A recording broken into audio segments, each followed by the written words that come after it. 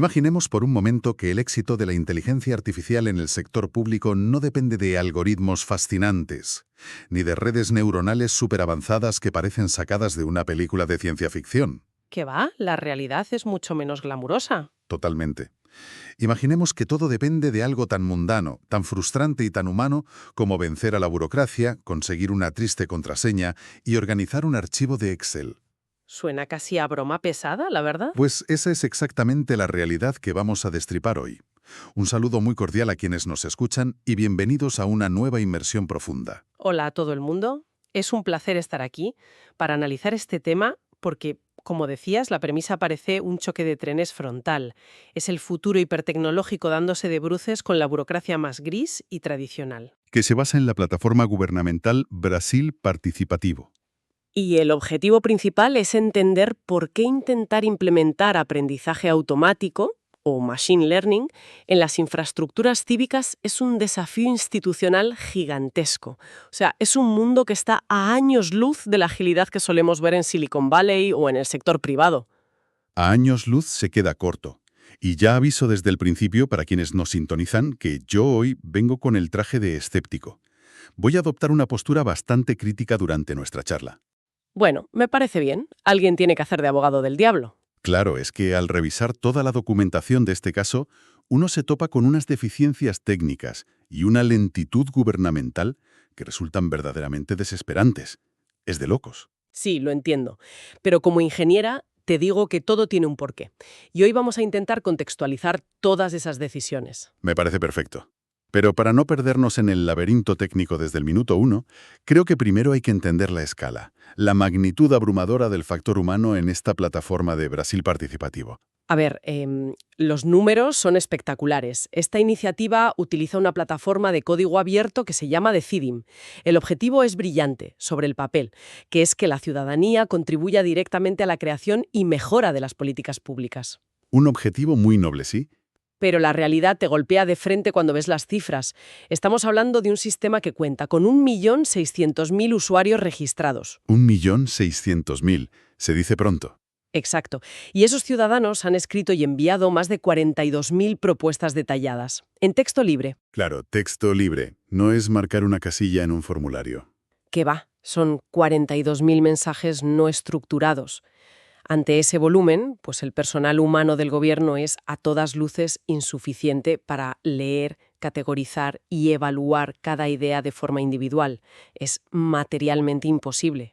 Para visualizar este caos yo me imaginaba una analogía mientras leía el estudio. Pensemos en ese 1,5 millones de personas metidos de golpe en un estadio de fútbol gigantesco. Menudo ruido. Exacto. De repente todos empiezan a gritar sus ideas, sus quejas, las necesidades para su barrio y todo al mismo tiempo. Y claro, como los funcionarios no pueden escuchar a todo el mundo a la vez, la dinámica que se acaba imponiendo es peligrosa. Te refieres a ordenar por votos, ¿no? Eso es. Solo se presta atención a las propuestas que reciben más votos en la plataforma. Y aquí lanzo mi primera gran crítica a este sistema. A ver, si el sistema solo atiende a los que más gritan, a las propuestas que se hacen más virales, la plataforma ya nace completamente sesgada. Ya, entiendo por dónde vas. Es que antes siquiera de meter la inteligencia artificial de por medio, esto ya se ha convertido en un concurso de popularidad de redes sociales. No es un medidor de necesidades reales de la población. A ver, te acepto el argumento. Y de hecho, es un riesgo democrático totalmente real, y los investigadores lo saben. Sin embargo, hay que entender el pragmatismo de la situación en ese momento. Vale, ilumíname. Pues que precisamente para combatir ese sesgo de popularidad que mencionas, los ingenieros a cargo del proyecto decidieron introducir el aprendizaje automático. O sea, la IA como solución al ruido. Exacto. La IA no se implementa aquí para ignorar a las minorías o para automatizar recortes de presupuesto, que es lo que la gente suele temer. Es todo lo contrario. ¿Y cómo lo hacen entonces?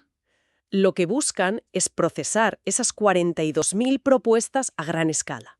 Quieren agrupar intereses, clasificar temáticas y, lo más importante, encontrar patrones ocultos en todo ese ruido ciudadano. Vale, detectar esa aguja en el pajar. Eso es. Quieren detectar esa queja vecinal crítica que a lo mejor solo tiene 10 votos porque el barrio es pequeño y no han sabido hacerla viral. Son patrones que los humanos, por pura falta de tiempo, jamás podrían procesar. Así que la intención de la ingeniería aquí es democratizar la atención, no restringirla. Bueno, te compro el propósito noble. Si la misión es usar algoritmos para escuchar verdaderamente a todas las voces del estadio, me surge una pregunta logística que, leyéndolo, parece de cajón. Dime. ¿Cómo acceden exactamente los ingenieros informáticos a esos 42.000 mensajes para entrenar a sus modelos? Porque, madre mía, al leer cómo lo hicieron en el estudio, la verdad es que parece un chiste. Bueno, más que un chiste, es una pesadilla de gobernanza de datos. Totalmente. Resulta que acceder a la información era una auténtica odisea organizativa. Sí, los desarrolladores se encontraron con un escenario donde no tenían ningún tipo de acceso directo a la base de datos en tiempo real. Nada, cero. Cero. La arquitectura dependía de que alguien, un funcionario, de forma totalmente manual, les enviara entregas de archivos estáticos.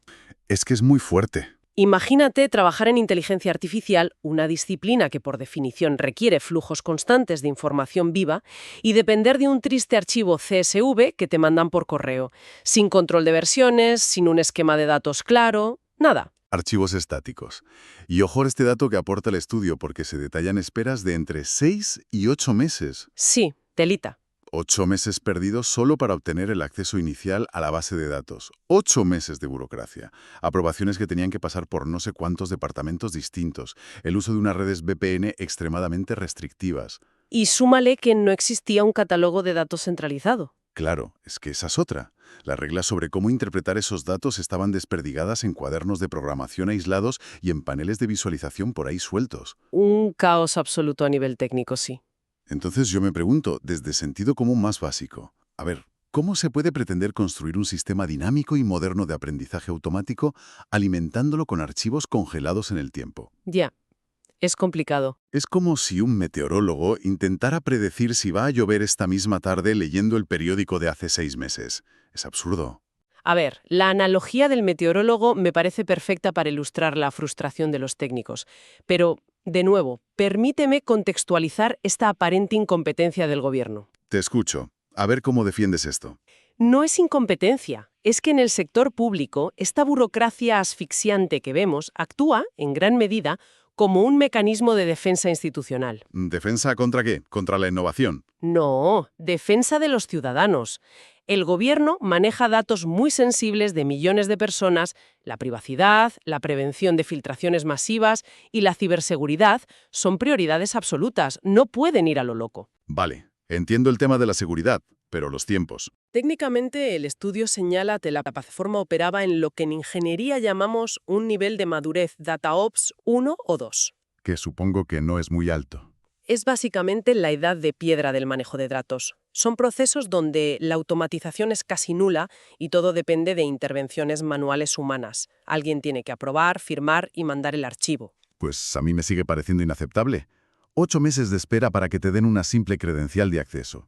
Si extrapolamos esto al día a día real, imagínate que se rompe una farola en tu calle, o que hay un bache peligroso. Sí, el típico problema vecinal. Claro, si el algoritmo que debe priorizar esa queja ciudadana no se puede actualizar porque un pobre ingeniero lleva medio año esperando a que le aprueben una VPN, al final el que paga el pato es el ciudadano. Sin duda, la ciudadanía es la que sufre la lentitud. Y eso, los autores del estudio no lo ocultan. Pero es el precio que las instituciones asumen para mantener esas infraestructuras cerradas y seguras. Un precio altísimo. Piénsalo de esta forma. En una empresa privada tecnológica, imagínate una red social, si un modelo de IA falla o hay una pequeña brecha temporal en los datos, ¿qué pasa? La empresa pierde dinero, pierde un par de clics o los usuarios ven mal un anuncio. Bueno, a veces la lían bastante, pero sí, económicamente es su problema. Pero si eso mismo pasa en el sector público, el fallo compromete la confianza democrática de todo un país, o peor, vulnera directamente los derechos legales de los ciudadanos al exponer sus datos. Claro, el riesgo no es comparable, eso te lo concedo. Por eso esas barreras burocráticas están ahí por una razón histórica y legal. Aunque, como bien dices, hoy en día ahoguen por completo la innovación que exige una IA moderna. Comprendo el punto de la seguridad, de verdad que sí, pero es que el problema del caso de Brasil participativo va más allá de la simple lentitud. ¿A qué te refieres? A que esa entrega de datos estáticos, ese periódico de hace 6 meses del que hablábamos, escondía en su interior un problema matemático muy severo. Un problema que amenaza directamente con silenciar justo a esas minorías que la IA venía a rescatar. Ah, claro, te refieres al desequilibrio de las clases en los datos de entrenamiento. Exactamente. Y aquí es donde los números puros del análisis me dejaron muy preocupado. ¿Puedes contarnos cómo era exactamente la distribución de esas propuestas ciudadanas? Pues mira, la distribución es el ejemplo de manual de un desequilibrio extremo. Los ingenieros trabajaban con un conjunto de datos etiquetados de 8.150 ejemplos. Vale, 8.000 ejemplos. Y esos textos los tenían que clasificar en 36 categorías temáticas diferentes. Pero el reparto era brutalmente asimétrico. Para que nos hagamos una idea del nivel, la categoría más grande acumulaba 1.642 propuestas. Y ahora viene lo dramático. ¿Cuántas acumulaba en las 3 categorías más pequeñas? Pues apenas sumaban 23 ejemplos en total, entre las tres. 23 ejemplos frente a 1.600. Es de locos. Exacto. El ratio entre la clase sobre la que más se habla y la clase menos comentada es de 234:1. De hecho, las tres categorías principales acaparan casi el 42% de todo el volumen de datos. Casi la mitad. Matemáticamente, esto presentaba un coeficiente de variación empírico altísimo, un 1,45, lo que indica una dispersión enorme. Es la representación estadística pura de lo que llamamos la larda cola de las voces minoritarias. Para bajar todos estos números a la tierra, yo me lo visualizo como el clásico buzón de sugerencias de un ayuntamiento pequeño. A ver, cuéntame. Resulta que abres el buzón y el 90% de las cartas que entran piden sistemáticamente tapar los baches de la calle principal. Lo típico. Claro, lo que ve todo el mundo. Y enterradas en el fondo oscuro de ese buzón, manchadas de polvo, hay 3 o 4 cartas vitales que hablan de, yo qué sé, pedir ayudas urgentes para tratar enfermedades raras. Un tema hipercrítico pero muy minoritario. Eso es, pues si le pasamos el contenido de este buzón a cualquier algoritmo estándar de IA del mercado, el algoritmo, que es extremadamente pragmático y no tiene alma, va a decir lo siguiente. Va a decir que todos son baches. Exacto. Va a pensar que lo más eficiente para sacar una puntuación perfecta en su examen es clasificar cualquier papel que le des como baches. Ignoraría por completo las enfermedades raras porque matemáticamente le sale más a cuenta para mejorar su nota global. Y tienes toda la razón. Ese es exactamente el comportamiento predeterminado, el comportamiento perezoso, por así decirlo, de la inmensa mayoría de los modelos de Machine Learning. Buscan la nota fácil. Buscan maximizar una métrica que conocemos como accuracy, o precisión global. Si el 90% de tus datos de entrenamiento son baches en la carretera, la red neuronal aprende a identificar baches de forma magistral y desecha todo lo demás como si fuera simple ruido estadístico. Una tragedia a nivel cívico. Totalmente. Sin embargo, aquí es donde debemos romper una lanza a favor de los ingenieros del gobierno en este proyecto. A ver. Porque fueron plenamente conscientes de este peligro ético desde el minuto 1 y decidieron atajarlo desde las propias matemáticas. ¿Y cómo logras que un algoritmo perezoso le preste atención a una categoría que solo tiene 23 papelitos en el buzón? Pues cambiando las reglas del juego, cambiando cómo lo evalúas.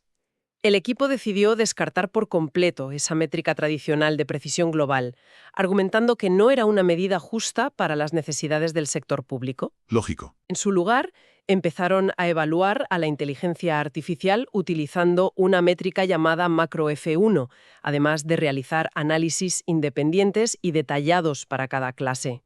Vale, párate ahí. Explícanos a quienes nos escuchan y a mí cómo funciona ese cambio mecánico. Porque suena a término estadístico muy complejo, pero entiendo que el impacto real en la plataforma es enorme.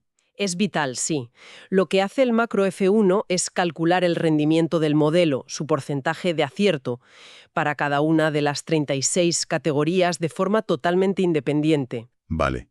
Y luego hace una media aritmética simple de todos esos porcentajes sin ponderar por la cantidad de datos que tiene cada una. O sea, todas las clases valen lo mismo en la nota final. Exacto. Obliga matemáticamente al modelo a esforzarse exactamente igual en acertar la categoría pequeña que tiene solo 23 ejemplos que la masiva que tiene 1.642. Qué interesante. Si el modelo ignora a la minoría y falla en esa categoría, la nota global del macro F1 se desploma y el modelo suspende la evaluación. No sale a producción. Claro, ya no le sirve el truco de acertar solo lo mayoritario. Me parece una jugada técnica muy brillante.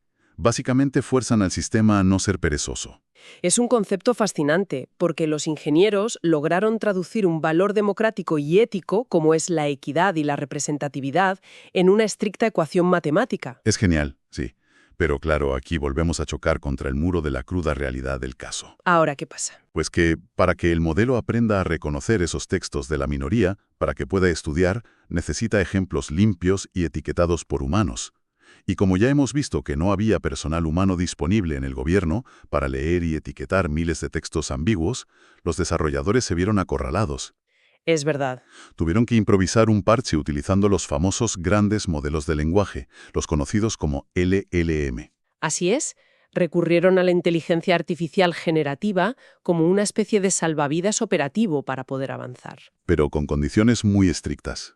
Claro, dado que por normativa no podían enviar esos datos sensibles de los ciudadanos a la nube de las grandes corporaciones tecnológicas, no podían usar las típicas APIs públicas. Tuvieron que descargarse y ejecutar un modelo llamado GEMA 312B de forma local en sus propias instalaciones. Y cuando dices local, el estudio especifica que estamos hablando de un servidor en sus oficinas con una tarjeta gráfica NVIDIA RTX 3090. Sí, una GPU de consumo. A ver, que es una tarjeta que está muy bien para jugar a videojuegos de última generación en casa, pero que tiene unas limitaciones de memoria evidentes para mover modelos de IA muy pesados para todo un país. Desde luego, iban con lo opuesto. Bueno, el caso es que hicieron un experimento para validar si esta IA generativa podía clasificar los textos igual de bien que un humano, para ver si se podían fiar del LLM. ¿Y los resultados? Madre mía. Sí, los datos de ese experimento de validación son una verdadera cura de humildad para todo el sector tecnológico.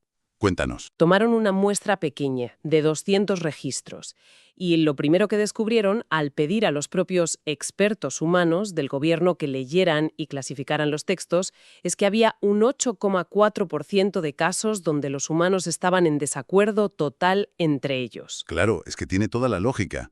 El lenguaje que usamos los ciudadanos de a ti para quejarnos en una web no es un lenguaje técnico ni formal.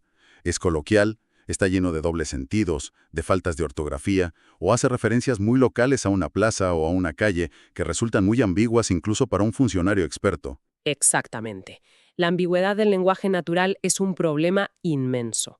Pero la gran sorpresa del estudio vino después de esto. Aquí viene el hachazo. En los textos donde los humanos sí lograran llegar a un consenso mayoritario y ponerse de acuerdo, compararon esa respuesta humana correcta con la etiqueta que había generado automáticamente el modelo GEMA 3. ¿Y qué pasó?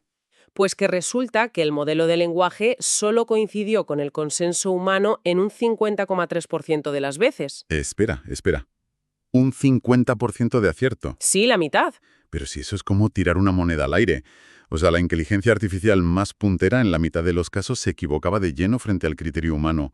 Prácticamente estaban usando una tecnología que lanzaba una moneda al aire para decidir de qué hablaba una propuesta cívica seria. Es un margen de error altísimo, sí. Y por si esto no fuera suficiente evidencia de que estaban forzando la máquina más allá de sus límites, también intentaron implementar una arquitectura más compleja para arreglarlo, llamada doble clasificador. El famoso Dual Classifier. La teoría detrás de este diseño era muy lógica sobre el papel. Querían usar un primer modelo rápido y ligero que actuara de filtro, separando las propuestas masivas y fáciles de las minoritarias. ¿Vale? Y luego un segundo modelo más pesado y especializado que analizara solamente esa larga cola de los temas raros o difíciles. En teoría sonaba fantástico. De hecho, el documento dice que en el laboratorio, este doble clasificador era la arquitectura que mejor puntuación sacaba de todas. En el entorno controlado, sí. Pero la realidad de la puesta en producción destrozó por completo la teoría. ¿Cómo funciona esto mecánicamente y por qué acabó fracasando tan estrepitosamente en el mundo real? Para entender por qué fracasó, podemos imaginar este sistema de doble clasificador como el portero de una discoteca grande. A ver, esa analogía. El primer modelo es el portero de la entrada, cuya única misión rápida es mirar a la persona y decidir si va a la sala de música comercial, que es la inmensa mayoría, o a la sala de música alternativa, que son las minorías. Entendido. El problema técnico que detectaron en producción es que este primer modelo, el portero, pecaba de un gravísimo sesgo de exceso de confianza. Se creía muy listo. Exacto. El portero creía saberlo todo y ante la mínima duda empezó a mandar a casi todo el mundo directamente a la sala comercial. Estaba reteniendo propuestas complejas que claramente debían haber pasado al segundo modelo especializado. Claro, y se carga el sistema. Al no llegarle los datos correctos ni el volumen adecuado al segundo modelo, la precisión de toda la cadena se hundió. El segundo modelo se quedó sin trabajo, por así decirlo. Y además de ese fallo de clasificación, está el problema del tiempo de respuesta. Ah, la latencia. Al tener que pasar todas las propuestas ciudadanas por esos dos filtros distintos en tiempo real, la latencia se disparó a una media de 1090 milisegundos. Un segundo entero. Un segundo entero de retraso, que en una infraestructura web moderna, donde un usuario espera que las cosas carguen en milisegundos, es inaceptable, porque congela la interfaz, da la sensación de que la página se ha colgado y frustra muchísimo al ciudadano. Desde el punto de vista de la experiencia de usuario es muy problemático, sí. Viendo todo este panorama que hemos descrito, un 50% de error de etiquetado en el modelo generativo y una arquitectura de doble clasificador que directamente colapsa en el mundo real por exceso de confianza y lentitud, yo tengo que hacer la pregunta dura. Dispara. ¿No demuestra esto que la inteligencia artificial sencillamente no está madura todavía para gestionar temas cívicos y gubernamentales tan delicados? A ver, entiendo perfectamente tu postura y tu escepticismo, pero creo sinceramente que esa visión es demasiado pesimista. ¿Tú crees? Sí, hay que valorar el pragmatismo extremo de este equipo de ingenieros. Pensemos en sus condiciones. No tenían humanos para leer, no tenían acceso rápido a la base de datos por la burocracia y encima operaban con hardware limitado, con una simple tarjeta gráfica. Hacían malabares. Totalmente. Usar grandes modelos de lenguaje para generar esos datos sintéticos y preetiquetar las propuestas fue lo que mantuvo el proyecto con vida. Y para mí, lo más valioso de todo este estudio no es si fallaron en una métrica o si la latencia era alta. ¿Entonces qué es? Es la transparencia brutal con la que han documentado y publicado sus fracasos. Al salir y publicar que el modelo LLM tiene un 50% de discrepancia con los humanos, nos están lanzando una advertencia enorme a toda la industria tecnológica. Un aviso a navegantes. Exacto. Nos dicen, oye, los modelos de lenguaje aceleran muchísimo el trabajo sucio inicial, sí, pero exigen una supervisión, una calibración y una corrección humana constante y rigurosa. O sea que el mensaje es que no podemos dejarlos en piloto automático bajo ningún concepto. Son como becarios muy rápidos pero muy torpes. Es una buena forma de verlos, sí. Son asistentes incansables que requieren una vigilancia estricta, no tomadores de decisiones autónomos e infalibles. Y el propio fracaso del doble clasificador por culpa de ese portero con exceso de confianza, es una lección magistral sobre por qué jamás de los jamases debes confiar ciegamente en los resultados de laboratorio sin probar las cosas en un entorno real. Bueno, te acepto que el fracaso bien documentado es un avance científico en sí mismo. De los errores se aprende. Y la verdad es que todo este cúmulo de malabarismos técnicos nos lleva a lo que considero que es el punto más filosófico y crucial de toda nuestra inversión profunda de hoy. ¿Cómo debe evolucionar el sector público? Exacto. ¿Qué hace la administración pública ante esta ola tecnológica imparable? Porque los autores del análisis apuntan directamente a que el verdadero problema de fondo no es tener mejores algoritmos. No, para nada. El aprendizaje automático responsable en el sector público no es en absoluto un desafío de modelado matemático. Es fundamentalmente un problema de ingeniería institucional. Ingeniería institucional, me gusta el término. Lo que el análisis concluye, tras todos estos tropiezos, es que se detectó una trazabilidad completamente fragmentada de la información y un muestreo de revisión humana que llegaba tarde, mal y a rastras. ¿Y la tesis central que proponen? La tesis central es que las tuberías de datos, esos conductos digitales por donde viaja la información sensible de la ciudadanía, deben tratarse legal y técnicamente como infraestructura pública. Una infraestructura pública auditable, decían, y me encanta esa visión. Básicamente deben ser tan robustas, tan fiables y tan transparentes como lo sería construir un puente de hormigón o una carretera nacional. Piénsalo bien. Si un puente de hormigón se derrumba trágicamente, los investigadores pueden ir y consultar de inmediato los planos originales. Pueden ver la calidad del acero que se compró, a qué proveedor y qué ingeniero en concreto firmó las inspecciones de seguridad hace 5 años. Está todo registrado. Todo tiene una firma y una fecha. Pues con el procesamiento algorítmico de los datos de los ciudadanos, debería existir un linaje y una trazabilidad exactamente igual de exhaustiva. Sin ninguna duda. Sin esa trazabilidad de principio a fin, es decir, saber qué datos entraron el lunes, cómo se transformaron el martes y bajo qué reglas lógicas el modelo tomó su decisión final el miércoles, el gobierno pierde su activo más importante. La confianza. La confianza del ciudadano en el sistema. Estoy totalmente de acuerdo, y aquí es donde quiero introducir un último concepto técnico del que advierten los autores y que, si no se controla adecuadamente mediante esa trazabilidad que comentas, me parece silenciosamente aterrador. A ver. Hablan del peligro de los desplazamientos de datos, lo que en inglés llaman data drift. Un problema enorme. Fíjate en cómo funciona esto en la vida real, para quien nos escucha. La sociedad es muy dinámica y el lenguaje de la calle evoluciona rapidísimo. Imagina que el año pasado los ciudadanos usaban muchísimo la palabra inseguridad para quejarse de su barrio en la plataforma. Vale. Pero resulta que este año, la jerga de los medios y la calle ha cambiado y los vecinos empiezan a usar más términos como ocupación o vandalismo para referirse a problemas muy similares. Es un caso muy típico de cambio semántico. Pues tu sofisticado sistema de inteligencia artificial sigue alimentándose de esas entregas de datos estáticos que le mandaron hace 6 o 7 meses y no cuenta con un historial de versiones rápido para adaptarse a este nuevo vocabulario de la calle, ocurre una tragedia cívica silenciosa. Claro, el modelo deja de reconocer las propuestas nuevas. Exacto. Esa voz ciudadana actual que legítimamente está usando palabras nuevas para pedir auxilio, desaparece por completo en el vacío del código informático. Se invisibiliza. Nadie en el gobierno la lee porque hay demasiados mensajes, y el algoritmo matemático no sabe cómo clasificarla, porque no le han enseñado esa palabra, así que la ignora. La queja vecinal queda completamente silenciada, y no por una especie de maldad política o censura. Sino por un sistema informático obsoleto y poco ágil. Eso es, por culpa de una mala tubería de datos. Y fíjate en el contraste brutal de las consecuencias de esto. Volvemos a la comparación de antes. En el mundo del comercio electrónico o en las plataformas de streaming de películas, si un modelo de IA sufre un desplazamiento de datos de estos, un data drift, y se confunde, ¿Qué es lo peor que pasa? pues el peor escenario posible es que le recomiende a un usuario una comedia romántica cuando el pobre quería ver una película de acción, o que le muestre un anuncio de zapatos que ya no le interesan. El coste real en la sociedad es trivial. Pierdes un clic y unos céntimos. Pero en el sector de la administración pública, el coste de equivocarse es infinitamente mayor. Un error de clasificación provocado por datos desactualizados o sesgados puede significar ignorar una necesidad crítica de una comunidad muy vulnerable. Eso es gravísimo. O puede significar denegar un servicio social al que una familia tiene derecho por ley. O peor, sesgar hacia dónde van a ir a parar los millones de euros de un presupuesto participativo de todo un país. Las consecuencias son reales y duelen.